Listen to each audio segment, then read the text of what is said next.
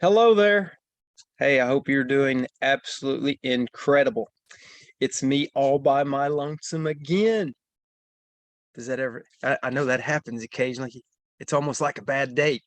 Uh, It's been a long time since I've been stood up, but if you've noticed, I may be just a little wound up, a little wiry here tonight. I've been kind of confined to the basement here for just a little bit and the hayfield and the other things. But the main thing that I want to talk about tonight and that is on my mind, and I thought I might be the only one here, so I'll actually be able to use part of this for a reel or a short clip.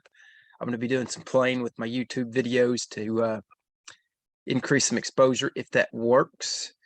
I'll share with you guys how to maybe use that and help you guys gather some more leads and get your algorithm where it's out there and you're in front of more people when you're on Facebook.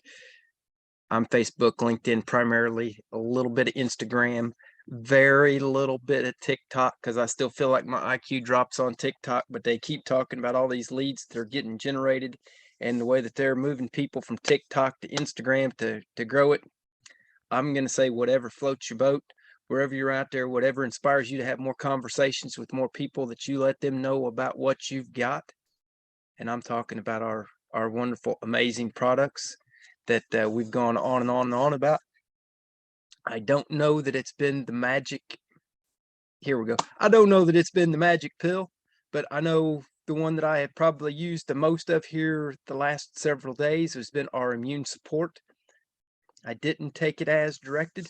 I took it 3 tablets, 3 to 4 times a day, not one a day, or not one every 3 to 4 hours, or just three first thing in the morning. So there for a while, I was taking it every day. I kind of quit, and I take enough other things that I figured I was probably in good shape. But anyway, the main thing that I want to talk about tonight is, what is your value? Really think about that for just a minute. Most of us have got jobs or have had jobs, and we get paid a wage. Does that wage reflect your value? I'm willing to bet that it doesn't. Now, here is why. Now, hold on. I'm not telling everybody go quit their job. Don't misunderstand me at all. Many years ago, when I very first got into this profession, there was a gentleman standing in the front of the room, and I'll never forget him drawing those 6 circles, followed by 4 circles, followed by 2 circles, basically saying that, you know, some people are real excited and they're going to go out and get 6. They're going to sponsor some and they're only going to get 4, and they're going to sponsor some that's only going to get 2, yada, yada, yada. Okay, that's all old school. He had a valid point, but what really got my attention was that was the closest thing I had ever seen to residual income. And I was lucky enough to have an ag teacher taught me about residual income or compounding interest. I became a huge fan of compounding interest. He showed me the plan, how to be a millionaire by the time I retired. I'm not sure the way this inflation's going when I retire that $1 million is going to be enough. But when he showed me that and showed the power and leverage of time and the accumulation of interest over that time, and the earlier you start, the more time it had to grow, got me thinking. So now that's value number one: residual interest, compound interest, focusing, harnessing that interest to kind of move everything forward. But he went on to make another comment that has stuck with me forever. Nobody can pay you exactly what you're worth and the value you bring to them at a job. Now think about it. I don't care if you're a business owner and you're hiring employees. If you pay them what they're worth, you can't make any money on them. Bet you never really thought about it that way, did you? If you're going to hire somebody, 9 times out of 10, don't you hire them to do that because, one, you either don't have the skills to do it, or they can do it for less than you.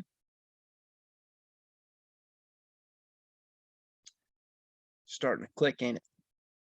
That is one of the biggest reasons that I continue to push myself so hard to be a millionaire, not because of the money. The money is only a tool, folks. The money does not control me. I attract money. It flows through. It should be continued to flow through. It's not something I'm worried about losing. There's a wonderful quote over there in one of my books. If you lose your wealth, you lost nothing. Hear that? If you lose your wealth, you lost nothing. We came into this world with nothing. We're going to leave the world with nothing. I can regain wealth. If you lose your health, you've lost something. No greater statement can be made. I've always valued my health and my family far above anything that I've got. As long as I've got my health and my family, I'll go get anything else that I need back.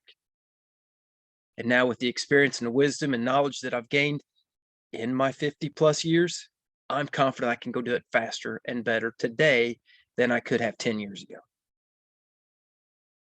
I'm going to come back. I haven't forgot about the millionaire comment, because there's one other thing I got to follow this up with. If you lose your integrity, you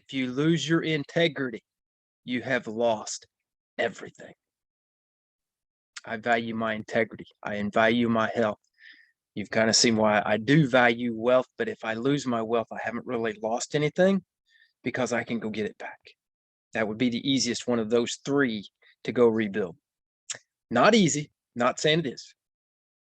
I'm just saying it's the easiest one of those three to go rebuild. Now, I had mentioned the value of becoming a millionaire. Not about having $1 million, but about having the freedom, the time freedom, the flexibility to go do the things I want to do when I want to go do it, with who I want to go do it with. I went through, before I get sidetracked, I want to finish that. The value of becoming a millionaire isn't because of what's in your checking account, isn't because of what's in your bank account, isn't because of the vehicle sitting in your driveway, not because of the house that you're sitting in, but because of who you become in that process. Do you realize how much your mind is going to have to expand to do that, to go make $1 million bucks? Maybe you're already on the other side of $1 million. Double it, because that was the easiest thing that it looked like to do with that residual income. Most valuable rule that I use from time to time, I kind of forgot about it, hadn't mentioned it for years, came across it one of my readings, was that rule of 72. I hope you've all heard about the rule of 72. If you haven't, I'll go ahead and tell you what it is, just to be on the safe side. If you take whatever interest you're paying or drawing, you take that into 72, whatever that number is how fast that'll double. So if you're paying 18% interest on a credit card, 3 years, you're going to pay twice as much. Compounding interest, residual income. Let's get on the other side of that. If you're making 2%, yeah, it's like 30. My math ain't fast enough, but you can do the math. Half 72 is 35, 36. 36 years to double at 2% interest. That's a long time, ain't it, folks? Yeah, I think I could probably find something else to buy and go sell and make more than 2%. Probably in a week. But anyway, that's besides the point. My whole focus is I want you guys to know you're more valuable than you think you are. There's no question to me. The value that each one of you has is limitless. Your potential is limitless. And I want you to go achieve your greatness. One of the things that really hit home with me, it's been about 2 years ago. I've had way too much time by myself, way too much time to think, way too much time to catch up on some of my reading. I came across one of my studies that I did with Eric Worre back in 2019. It was the first GoPro that I actually attended virtually. That was in Las Vegas. My goal is to be in Vegas. I want to go to the GoPro virtual event in person. I should probably go ahead and set that for this year and make this public and just make it happen, shouldn't I? Yep, I end up calling myself out on these things. Maybe I ought to quit doing that. But anyway, Dean Graziosi was one of the guys that spoke at that. And he wrote a book I've got somewhere behind me called The Underdog Advantage. And one of the things that he kind of mentioned was, what do you want? And you have to, and he asked that question about 7 times to get down to what you really want. I'd always been told, and I'd always heard that in our profession, you have to have a why that'll make you cry, or a why that is so much bigger than you are, or you won't do it. You won't make it happen. So what's your why? Have you got it written down? Do you know what yours is? I'll go ahead and share what mine is. And to be honest, I'd always said I wanted to be able to do what I wanted to do with who I wanted to do it, whenever I wanted to do it. That was my why. Pretty simple. Take care of my family. If we wanted to go on vacation, go to vacation. If a missionary came in, be able to put the money in the offering plate to help them out, be able to make an impact around the world. I didn't even care if I got any recognition for it. I don't need it. Don't want any. I'm not about the recognition. I'm all about the power and letting things happen and just doing my part whenever and wherever I can. When Dean Graziosi was going through that, he really absolutely made me think way too hard. And it ended up happening. I ended up crying by the time I was done with it. It's isn't real comfortable for me to share because it brought out some inner beliefs and some things that were holding me back that I did not know was there. I didn't know I had anything holding me back in my body. I didn't know I had any limiting beliefs. I'd been working on those for a long time, thought I had most of those completely taken care of. I'll just say the monsters in the rooms, saying that I had them all cleaned out. No cobwebs between my ears. It got me thinking when we was going back through those of all the way back in my childhood days. When my mom and dad got divorced, not blaming it for divorce. Okay. I'm not playing a blame game, first and foremost. Don't believe in it. Would you just take action? My mom would have qualified for food stamps. We could have got the free lunches and the whole thing. And I know right now, Madison Consolidated, most people in our community, I think we're over 51% right now on assisted lunches. I'll never forget when my mom had mentioned that to me and my brother, that we could be on the assistant lunch program and we could get free lunches. Unfortunately, we all knew a young lady in our school that was on the free lunch program, and we knew exactly how she was treated. Today, we would call that bullying. Okay. How I survived grade school, elementary school, junior high, all that stuff. Some days I really don't know. But anyway, I told her, hey, Mom, if you can't afford lunches, I won't eat. I don't need it. Maybe I had pride issues way earlier than what I realized. And yes, that is probably one of my biggest downfalls. But that limiting belief was still there. I remember a lot of things getting by, and that was just one of them. And I remember my mom going to night school to become a licensed practical nurse, and the hours and sweat equity that she put into that, only to end up getting a job so that somebody else could tell her what she was worth.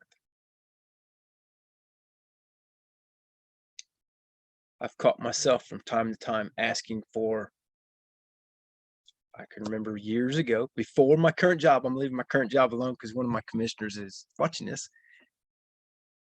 I remember asking for how I could earn. I focused on the word earn, a $4,000 raise.